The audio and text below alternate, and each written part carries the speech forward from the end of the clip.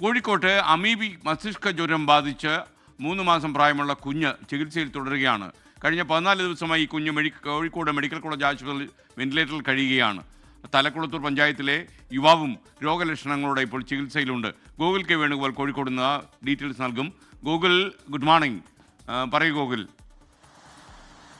SKN good morning. ഇക്കമാസം ചേവായൂർ പുത്തൂർ സ്വദേശിയായിട്ടുള്ള 3 മാസം പ്രായമുള്ള കുട്ടിയാണ് കഴിഞ്ഞ 14 ദിവസമായിട്ട് കോഴിക്കോട് മെഡിക്കൽ കോളേജ് ആശുപത്രിയിലെ മാതൃശിശു സംരക്ഷണ കേന്ദ്രത്തിലെ വെന്റിലേറ്ററിൽ തുടരുന്നത്.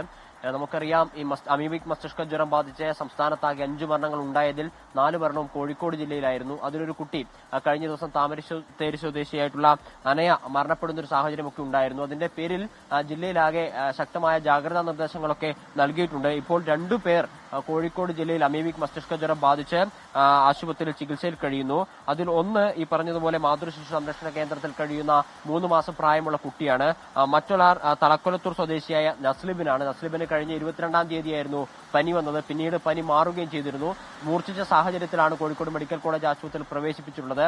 പ്രാഥമിക പരിശോധനയിൽ സ്രവം പരിശോധിച്ചതിന്റെ അടിസ്ഥാനത്തിൽ ഇയാൾക്കും ഇപ്പോൾ അമീബിക് മസ്തിഷ്ക ജ്വരം സ്ഥിരീകരിച്ചിട്ടുണ്ട്. അതിനാൽ തന്നെ ഈ ഭാഗങ്ങളിലൊക്കെ ആരോഗ്യവകുപ്പിന്റെ ജാഗ്രതാ നിർദ്ദേശങ്ങളൊക്കെ നൽകിയിട്ടുണ്ട്.